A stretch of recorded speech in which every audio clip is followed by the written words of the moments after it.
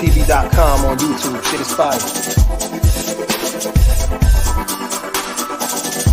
Check out iHipHopTV.com on YouTube. That's right. You know what time it is. It's your man PStock. It's time for iHipHopTV one-on-one. Mad Money Militia Inc. style. You know, that's big shout out to Dark Diva, Mad Money Militia. Big shout out to Aladdin 19. Big shout out to Big Wall, the Culture Gang. Dress the Culture. Tap in, check us out every week on all platforms. Dress the Culture, iHipHop. You know, that's how we do it. Big shout out to my man Lex Luger, South State Connected, making it happen, doing this thing, all the award shows. It's jumping off always down south. Yeah, but, you know, tonight, you know, we always do these great shows. We bring this talent through for you to see. You might not know of them, or you might know them, but after the night, you will know them. And tonight's no different. Tonight, straight from New York, we have a hot, I mean, she's blazing the mics in the city. I mean, standing room only in venues like Pianos, the Delancey, you know, SOBs, legendary SOBs, and the Apollo, you know, so she's doing it like that. You know, she's taking the mantle and she's running with it, you know, and it's coming and she's hot. It's fire, you know. So tonight, without any further ado, I got to turn this on to Genique. She's a fire right here. What's happening, Genique? What's up? What's up? What's going on? It's great. I mean, your music, your lyrics, your vocals is incredible. You know, I mean, and I guess that goes with your background. You know, being in Jamaica. Was you born in Jamaica or born in the States? I was actually born in the States. I was born in Florida, surprisingly. Okay. My mom in Florida, her third trimester to have me to be like an American citizen, you know. And then I was raised in Jamaica. She took me back, and I was raised there until I was like 9, 10 years old. Okay. Yeah. I moved to New York. So yeah, so that's what I mean. That type of, you know, background, you know, being experiencing that, you know, from Florida to Jamaica, where it's the musical culture down there. You know, always a musical culture, and you can hear it in with the patois you be delivering in your lyrics, and then to come back to New York and do it in New York, the Apple, that's like the you know, that's like the Mecca, you know. Yeah, New York made me for real. So that's what it is. You put it down. You give it all the credit to New York. New York. Well, I'm gonna give the credit to Jamaica too. Of course, that's definitely like my foundation, my background, but all my like, you know, years of like really maturing and chasing music and everything and just that grind has been in New York. So I got to give New York the credit. Yeah, I feel you. That's you know, I give New York the credit for my little music success I had back in the day, you know. So it's cool. I understand. I can understand. But let's, you know, but with all the viewers out there, let the viewers know who is Genique. Give them a little of yourself. Of course. So I am a rapper. I'm a singer. I'm a dancehall artist. I think I'm an artist. That's what it is. I'm an artist, just all encompassing. Right now, I'm rapping a lot. I'm doing like the patois, switch into like the drill music, just kind of combining them. But I really love R&B as well. I really love dancehall. So whatever the beat calls for, I deliver. My lyricism is something setting me apart right now. And yeah, just the flow, the melody, the lyricism. So if you get a chance, go check it out. Yeah, and I mean, and I vouch for it. It's hot, you know, and you should see it floating around. Catch the promo, look for it on iHipHopTV, you know, and then you definitely got to tap in on all of her platforms and check it out. She got a huge following, and then you can get more, you know, get more entrenched with it. You know, that's big. That's big. So in New York, you know, what's your favorite part of the city of doing music? You know, in New York, you know, is it, you know, there's a lot of artists up there, you know, and then there's a lot of wannabes. You know, you got a lot of wannabes. Yeah, that too. But like, I love the scene. Since I've been doing music, I've been grinding on the open mic scene. So I love the open mic scene. I've been doing it since like 2016, just like bouncing around from, you know, different venues, doing open mics, just the culture, the rap ciphers, all of that. It's always so much fun. And I think that's where I really like got my love for performing. So yeah, the open mic scene is maybe my favorite place to go. You see people just starting out, and you see people that are like, really, really good, that been doing it. You see Right. people in the middle. So yeah, that whole thing is just really cool to me. Yeah, yeah, that scene is good. You probably meet a lot of people, get a lot of pointers, and performing stuff. But you do Yeah, everything. You do yeah. everything. You do the dance hall and you do the R&B. Mhm. So out of all three genres, what's the hardest for you to get your point across? That's a good question. Well, the hardest to get my point across, I guess I would say like R&B, because it's just not as much words as rapping. Hmm.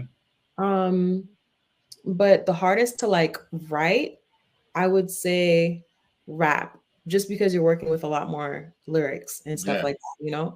Hmm. R&B can kind of stay on that melody, just like ride that wave, just a couple sentences per, verse, and then a catchy chorus, and then an R&B song is kind of over. It's more about like the feel and the harmonies and like everything like that.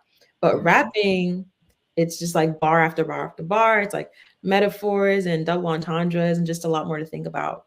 Hmm. So Hmm. yeah, that's the more difficult one to write. Go. So now with the rap lyrics, you see most rappers are doing 12 bar uh, verses now. Hmm. So that's the new standard. Back in the day, it was always 16. You had to drop a 16. So Yeah, they change up these things all the time. I don't even keep up with it. I just do what I want to do and what the beat calls for. So sometimes I'll be rapping for a good 64 bars. I'm like, "Yeah, let's just make this a freestyle. I don't feel like putting a chorus in here." So yeah, I don't know. They're gonna do what they want to do. I'm gonna do what I want to do. dig it. Yeah. I mean, why not? It's Yeah, music. It's about your creativity and exactly. how you grasp people, you know, Exactly. and that's big. And you're doing it in front of standing room only crowds in these venues in New York, which is Yeah. huge. How does that make you feel? When you look out there and you see the Good. place is packed and most of the people are there to see you. Yeah, no, it's a great feeling. It's a great feeling. I grinded really hard, like I said, from like 2016, maybe to like the pandemic, like right before the pandemic is when everything just stopped with the open mics and stuff like that. But I was pulling my people and just like forming a proper foundation. And I think it really pays off. I get to see how much it pays off with those live shows when the room is packed out. Yeah, It's yeah. really good. Yeah. That's big. And then I was reading that you took advantage of the pandemic when the pandemic came about, which is smart. Yes. We all did it. We all grew a little bit. I think a lot of people lost a little bit, but Yeah. grew a little bit off of the pandemic. But so Yeah, for let's sure. talk about that. How did you utilize the pandemic? Well, since everything was shut down and we couldn't do shows and things like that, we started doing Instagram lives. Hmm. So we would go on Instagram live, and just like me and a couple of my friends will go on Instagram live and tell our followers to like go spam us in celebrity lives. Like the celebrities were going live a lot. Hmm. So we were just doing a bunch of celebrities every night, just like spamming like add Genique, add Genique. And then the celebrity would add me, and then I would like rap or sing or perform for them. And it would result in, of course, like thousands and thousands of followers, because in their live they'd have like 10,000. So I just like sang or rapped for like 10,000 people at a time. Hmm. So Hmm. yeah, I was doing that throughout the whole pandemic. Um, and I went from 16,000 followers to like 100,000 plus. So it Mm. paid off. Yeah. So you made the best of it. It made it come through. Yeah, Uh, for and, sure. and that's big because with that pandemic, but people they got to see you. So once it lifted and you start performing live, now people want to get out there and see you live in person. They want to Yeah, see for if it sure. was live. Right. I also met a bunch of like, big people, a bunch of big names, and it resulted in great connections. And, I was able to like meet a lot of my favorite artists as well. So it was just really amazing. Like who was that? Who was some of your favorite artists that you got to meet? Um, I met Queen Naija, Okay. Tory Lanez. That was like a whole thing. Tory had flown me out to LA to work after I did his live. Okay. And at the time, Tory was one of my favorite artists. So that was just like crazy. Right. But yeah, there's a good couple names. I performed for like Lil Nas X and just a bunch of like random big names, a bunch of influencers. Just Mm-hmm. met a lot of cool people. That's huge, coming up. That's huge. So you ain't get no. I mean, so next is for you to start doing some collaborations with them. Is that in the works? Yeah, I mean, I've been doing a lot of collaborations in general. I don't know which one's gonna like actually make it out. I'm excited to see myself. It really depends on like, what's going on with my team and like what we decide is gonna be the best moving forward. But Mm-hmm. a bunch of collaborations. I don't want to say too much and hopefully they work out. Okay, there it is. There it is, and that's big. And one thing that you keep saying that I like is your team. Your team, because you got to have a strong team, somebody behind you pushing you and Mhm. making it all happen, which is huge. And something else that I really respect about what you're doing, and a lot of people need to follow suit, especially in the music, is you went to school, you went to college, and you went there, and you have a skill and something else to fall back on. Yeah.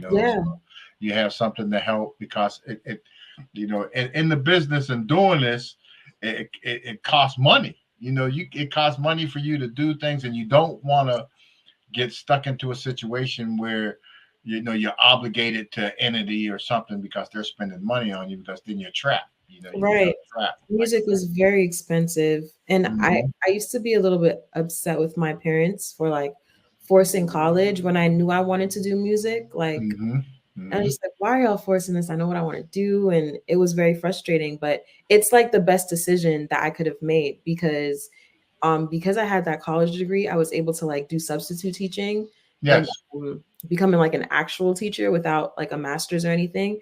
And that yes, was like, a good salary to yes. pursue music with if I wanted to. So while a lot of my friends who didn't go to college were just like struggling really to like do these like bare minimum jobs that are paying like minimum wage, I was um I was very much perfectly fine paying like rent and still having money left over to pay for music. So I'm really glad I did it that way. Yeah, yeah, that's big. So your parents, shout out to your parents for Shout making out you to hold my it down. parents. Yeah, for making you hold it down. Because Yeah. that's big. Because I mean, because the term starving artist is real. Oh yeah, That's it's so real. real. And That's paying for studio time and to music get the videos. yeah, to get the music videos especially. But Yeah. I think that that's come down a lot compared to back in the day. So I mean, so you can make that happen. It depends on who you want to do it. Yeah. Yeah. It depends on who you're working with. It depends on quality and what you want and how many locations. It's a Yeah. bunch of stuff. But Yeah, I mean, or you can just guerrilla it, guerrilla it, get you some locations and do what yeah. you Right. do. But that's what's up, But your latest single, Temper, is fire. You got a Mhm. combination of drill and then the Jamaican patois, Mhm. and that's hot. I love anytime I think any artist that comes along that speak another language or speak another slang real well, and you mix that in with what you're doing. I think it always works. It makes it go, and no different for Yeah. you. Yeah. It brings two cultures together. And it's also just different. Sometimes you just want to hear something a little bit different. Yes. Yes, all the time. You get tired of the same, for a while with the mumble rap Yeah. situation was going on and Yes. everything, so that kind of took people off and everything. So, Mm. that ain't nothing. So, Dark Diva, you had a chance to perform at the Escape from Reality back in the day, right? When was that? Yeah. That was back before the pandemic. Yeah. It was a while ago, to be honest. Yeah. Yeah, that was back there. So that's where you had a chance to meet Dark Diva, and that's still That's going down. cool. Yeah, on Escape from Reality. So that's Yeah. huge. Diva keeps her ears to the street, and Mhm. she picks winners, and you're no different. She's staying on point with you, with your music, your sound, everything is hot. It's exciting, to see where you're going to go and how you're going to take it to the next level, with everything that you're doing. Now I want to ask you some questions. Who was some of your musical influences, like people that you grew up, listening to, or that you admired, you want to get involved with? There's so many in this question. Every time like I answer this question, I miss a bunch of people. But Hmm. just like off the top of my head, um, I would say because there's so many influences for like rap, R&B, whatever. I'm just gonna mix them all together. Hmm. So J. Cole, Drake, Nicki Minaj, Spice, SZA, Sanchez, Jasmine Sullivan, Mariah Carey, Whitney Houston. There's just so many. It's like there's a lot. There's a lot. Mm. I'll leave it at those. Vibes Cartel, Dexter Dabs. You have to throw like all my genres in there. All They, those influences. So can listeners hear some of your influences in your music and when you're putting stuff out there? I don't think I sound like anyone specifically, but I Mm-mm. think if you listen to like, enough songs, you'll hear different parts of different people, if that makes sense. Hmm. Hmm. Yeah. Makes a lot of sense. Makes a lot of sense. How do you go about picking tracks? What tracks, and whenever you go into the studio Yeah. and you're throwing tracks in front of you to listen to, how do you go about that? How do you pick? Is there a certain ritual you do, or certain type of sound? Are you just going in that mood? I'm in this mood today, Yeah. and you want to hear something. Yeah, the mood does dictate a lot of the time what I want to do. So I kind of go in thinking I want something upbeat, or I go in thinking I want to rap, or I want to do, R&B. So I kind of pick the genre before I go listen to the beats. And then I'll Mhm. just like listen to the beats that, a bunch of producers might send me stuff. I might have a beat pack or two in my email. So just go through the beats, see if I like anything. If I do like something, I'll mumble a melody to it, Mhm. just kind of formulate something of how I want to flow on the track, especially if it's rap. I have like a set melody, set flow, and then I'll just kind of start putting words into that melody. And I do all this on like Google Docs. I type my lyrics. Some people write Mhm. those. I just be typing mines out. Yeah, yeah, yeah. Yeah, You know that's what I that. do.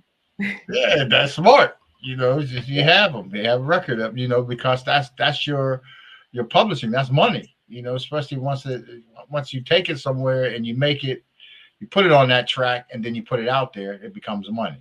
Yeah, So you want to sure. keep track of it. So that's how you got to do it, and that's very smart. All right. So now I want to get into something we like to get into the psyche of Genique. Let's see what's going on Ooh, there a little bit with the music background and the okay. music knowledge. So if you was trapped on a desert island, okay, Mhm. and you could have three albums, what three albums would you have to be trapped? That's hard. Trapped on a Desert Island, 3 albums. Okay. I don't know if some of these might be controversial. I don't know, but it is what it Mhm. is. I really loved the Playboy album from Tory Lanez. I think I'm gonna put that in for sure. Okay. Um, I'd say Born Sinner, J. Cole, Hmm. and I'll toss in Views with Drake. I really like that album. Okay. Okay. All male artists. That's Oh that, wow, yeah, it's true. yeah, yeah. That's just off the top of my head though. Okay. Yeah. That's my mood today too. If you ask me this like tomorrow or like next week, It could be it's something probably gonna be different. all female. Yeah, you don't Something know. different. Okay. What three? If you had a choice of three records, three songs that you would have to listen to in that, what three songs would it be? From like each of those projects, Yeah, or any other projects. just any 3 songs. Yeah, any three songs. If you was trapped and you was gonna be stuck for a while, and you can only have three songs to listen to, This is what so hard. three Okay, songs? I there's so know many it's hard. to choose This is from. hard. Okay, going off the top of my head again, this is just how I'm feeling right now. Hmm. Um, some of the songs I don't even know if people know, but the first one would be Gold by JoJo. It's just one Hmm. of my favorite songs. Hmm. The second, boy.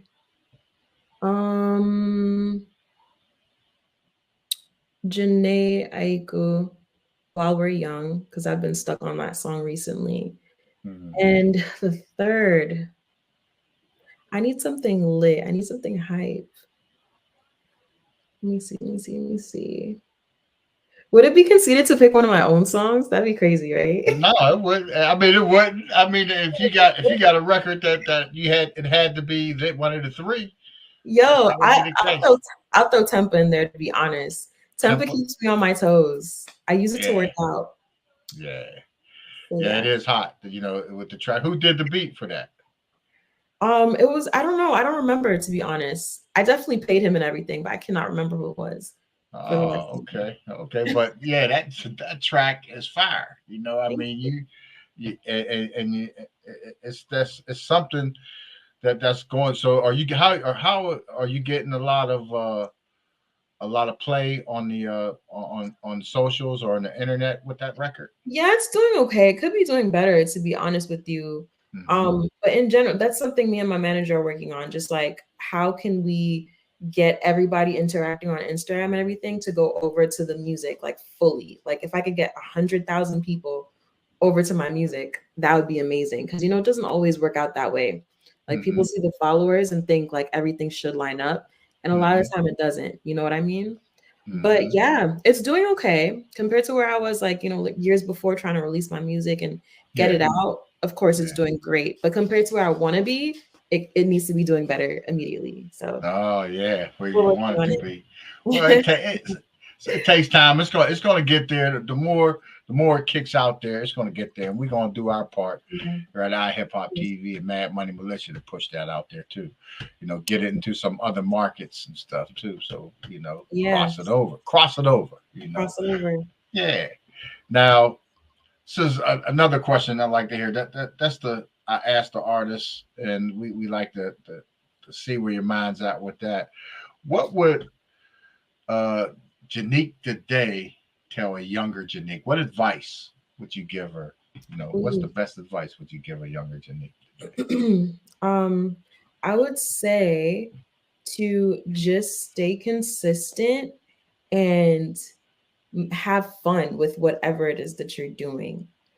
That's like my biggest advice, because everything that's happened to me has only happened because I've just been consistent. Like, I'm always grinding, I'm always performing, I'm always writing, but I'm also like trying to like constantly put out content, which has really helped me, get any kind of like recognition. So stay consistent and have fun. I have a blast, so it doesn't feel like work a lot of the time. I'm always having fun. You can hear it in my music too. It just feels good and it makes you laugh. There's a bunch of funny lines in my bars. Like, I don't take shit serious. So yeah, just stay consistent and have fun with it. Yeah, that's huge. Yeah. That's how that goes. That's huge. Where did you go to school at? Where'd you go to college at, rather? I went to SUNY Oneonta. It's upstate. Okay. And how was that experience going upstate? Was you still able to, while you was up there, able to continue your music and do things up there as well? Yeah, I actually really went after music up there, funny enough. Okay. Which, pisses my parents off all the time. I was a biology major. And the biology degree was really just so I could be like, all right, here, I'm done. You know what I mean? So I went there, I got my good grades, but music was always there. Like, I was never with the science kids. I was always like planning an open mic. I was in the songwriters club. I was president of the songwriters club. Anything bio related, just constantly in music, throwing shows, doing dance stuff. It was just all music the entire time I was in college. And I started because I had access to like a big studio, like a multi-million-dollar studio.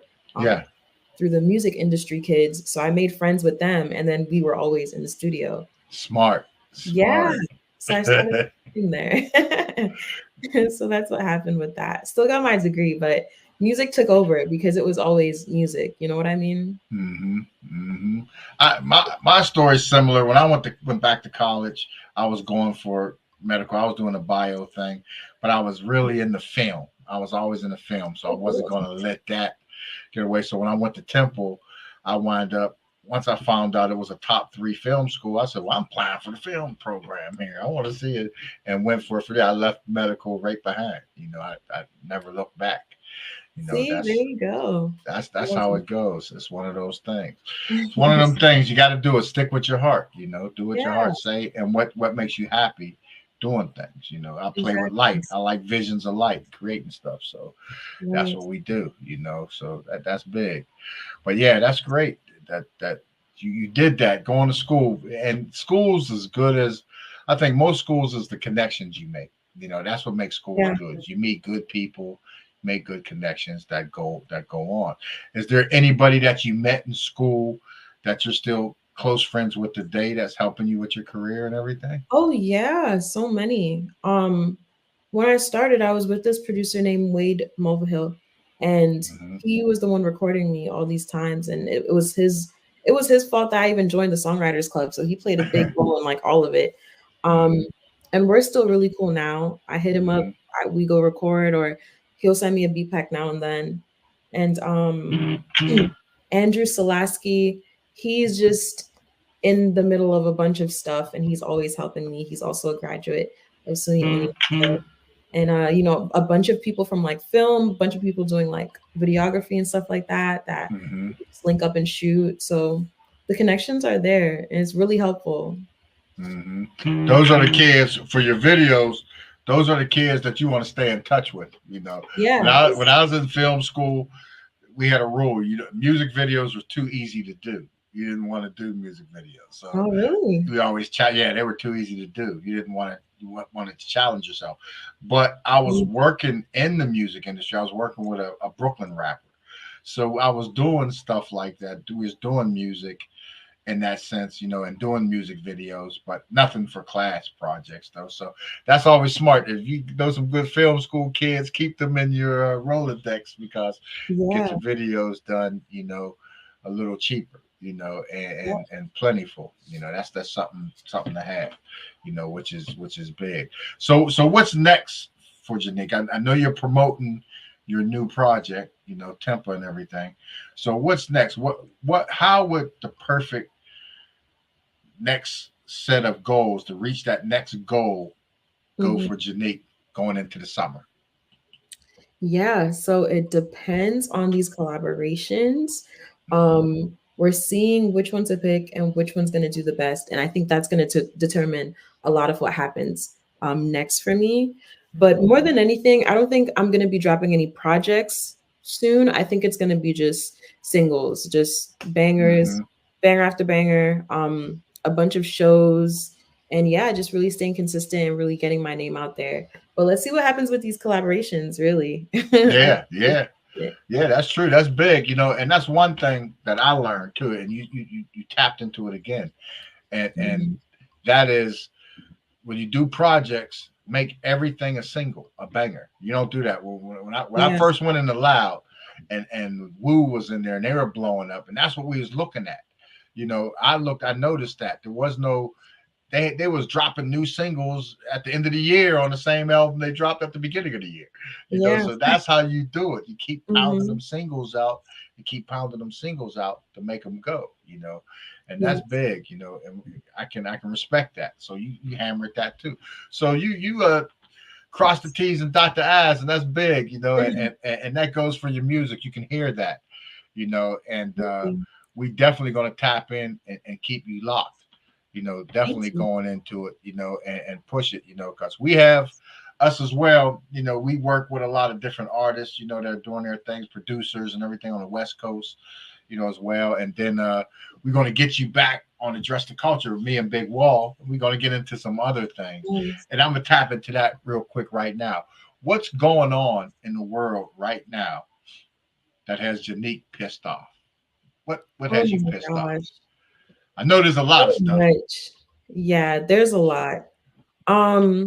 Just the pointless killing and the wars, of course, it's just really disheartening. And it's I feel like a lot of it, you know, is avoidable. I don't even think I know it's complicated, but I don't think it's as complicated as we're making it seem, to the point that we can't have a ceasefire and find a different way to go about it, where you know so many people aren't dying and it's not so many casualties. So of course that's one of it. That's one of the things. What else? I feel like it's hard to live right now, like just the living circumstances and like how much rent is compared to like how much the cost of living. The cost of living. The cost of living, exactly. The cost of living right now, everyone is suffering and it's just messed up. So that needs to be fixed. And then I don't even want to talk about this presidential election. This is can I curse on here? Yeah, you can curse. You can let it out. Yeah. A complete shit show with this presidential election. I'm not looking forward to any of it. So yeah, I'd say those among other things. Yeah, there is a lot of things that they and you mentioned that the cost of living, that's a big one, you know, to get everything down. I don't know if it's ever going to go back to the way it was, but some things need to change, right? Some things need to change. Coming from Genique, you know, that's big, you know, and we appreciate you spending your time and come out and talk with us because, you know, we know time is something you don't get back, you know, so we really appreciate that, you know. I appreciate being here. And we definitely going to be in touch. Me and Big Wall was talking, we was busting it up, so we can't wait to get you on there. And we're going to expand on everything that we're doing and get more into the culture, you know, talking about what's going on in the culture. And this is, you know, Black History Month, and that's what we've been doing. We've been, you know, still celebrating that while we got the time, but the Black History Month is every month, you know, so don't forget it. Just stay in tune with yourself, you know. And absolutely. You have any shout outs you want to give or anything, and let people know where they can hear all your music and catch you? Yeah. So shout out to my best friend. She's probably watching this. She's so supportive, and we're celebrating our 20 years of friendship. At the end of the month, we're going to Mexico. So huge shout out to Deja. I love you, girl. She's probably watching. She watches everything I do. And then shout out to my parents and shout out to my boyfriend. He's over here. Say hi, babe. Say hi. Hurry up. Hi. Okay, shout out. You can find all of my music on Apple, Spotify, Tidal. Just type in Genique, Genique. You can find me on Instagram at Genique Music. And yeah, what else was I supposed to do, PStock? What that was, and you know, you let everybody know. And shout outs to, you know, iHipHopTV. Shout out to y'all. Shout out to PStock and Dark Diva and Aladdin 19.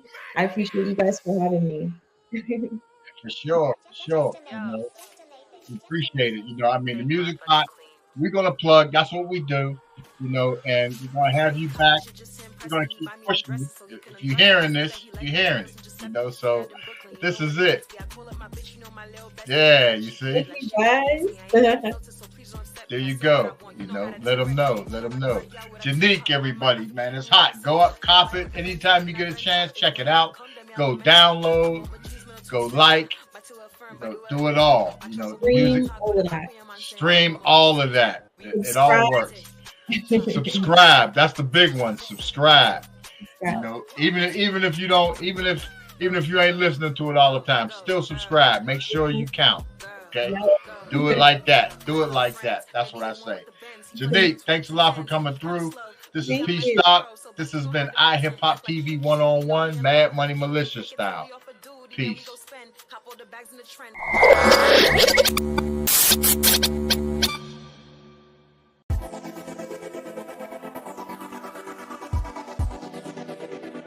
And I just love making people feel good, whether from the outside in or the inside out. It just kind of depends on which direction I need to go. And I follow my passion.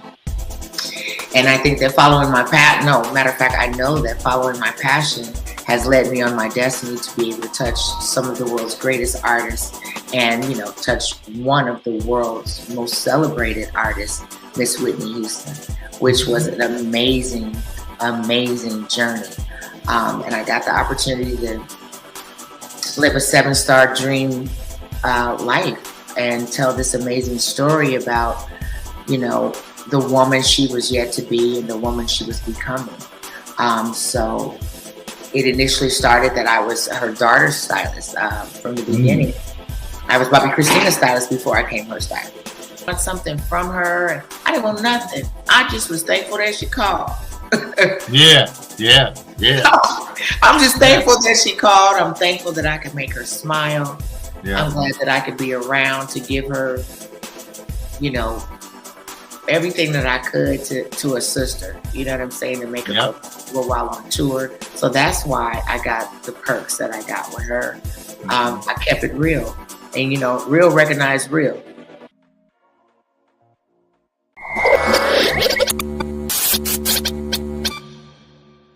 Curtis Blow, he liked what I did. I opened up for him. Def Jeff, a guy named Jeffrey Fortune, he gave me his manager's telephone number. So things were kind of taking off. Then I got someone that decided to never ask me any questions as to what I was doing. Didn't know I was doing a little music, had a part-time gig, and the assumption was that I was doing something illegal. Hey, just finished my interview with PStock. I want to shout out Dark Diva. I want to shout out Eli Harvey, Matthew Shell, all the dope producers that have helped with this project, bringing it to fruition. Really appreciate the opportunity, and I want to thank you, all the listeners. And again, I really appreciate being on this platform tonight. And hey, peace. Hey everyone, it's your man PStock of iHipHopTV. iHipHopTV is now part of a global consortium of media outlets that not only span the US and Canada, but over 240 countries. We are broadcasters, podcasters, publishers, radio stations, and digital news sites that collectively have an audience reach of 100+ million viewers, listeners, and readers. Currently, promotions, branding, and interviews with Club LVH on Roku TV has put them in position to drive their audience to pay outlets such as Tubi, Netflix, Apple TV, etc. Advertise with iHipHopTV.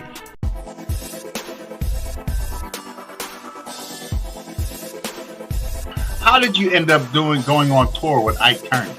How did that happen?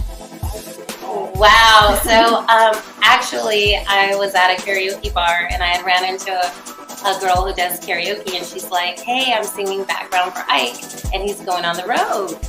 Do you want to go?" And I'm like, "Does he beat you?" But I did learn a lot from him, vocally, entertainment-wise. It was really awesome. I also learned where he used to hide his drugs, so it was cool.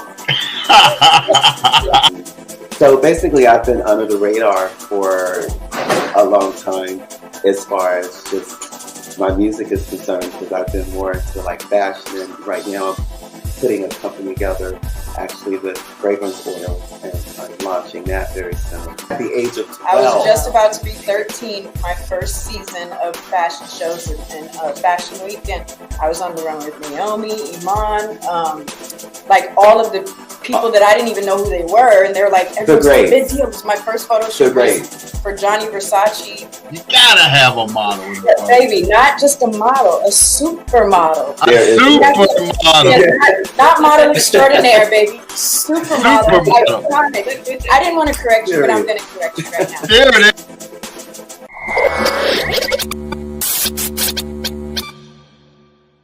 Now, how did it feel whenever you created a hit, you produced a hit, and it landed #1 on iTunes on the World Album Chart? How did that make you feel? That I had to go double check it. Actually, the first thing I did was I said, "Oh, it's #1. Let me go all music. It was more of an expectation. So it was like I was excited about it, but it was nowhere near the excitement of like getting an email from Billboard. I've been taught to do the right thing growing up. I'd say just like I naturally have a passion for helping people. What up? This your boy 400, and you are live on iHipHopTV with Mad Money, Militia, Diva, and PStock. Ayo!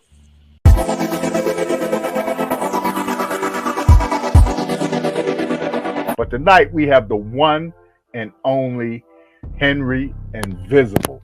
Incredible. You know, if you own the publishing rights, you own the masters. If you own like everything that you've written, you own both sides of the music, and it's real important. I might have thought that some of the tracks were better than they were, you know. You know, I mean, we all love what we do. I showed up with my full rig. You know, I got the keys, I got the MPC, I've got the percussion pad, I've got my bass, I've got my guitar. So they gave me 7 minutes to perform, and you know, we knocked it out of the park. And Bootsy came up to me afterwards and said that I was going to record with him on his next record, and our friendship has remained strong since. Brick by brick, you get your boy Big Wall, and you already know the vibes when you see PStock next to me. When it comes to like doing media, doing radio, period, I just love to bring good energy. I love to see my people grow up in tune with what's going on around us and what's in tune with our neighborhoods. Being more in tune with our community. Now, people. Also, don't forget y'all to vote. Go and vote for me on 312. Go to www.312musicawards.com. Hey, what's up? What's up? What's up? This your girl Sadie Star from Soul 106.3. Over here kicking it with my brothers, Big Wall and PStock in the building. So if y'all want to check him out, y'all go to their channel. I promise y'all gonna have some fun. These brothers is off the chain. I truly appreciate for y'all inviting me on. This your girl Sadie Star from Soul 106.3, y'all. And guess what? I'm up out of here. Peace out.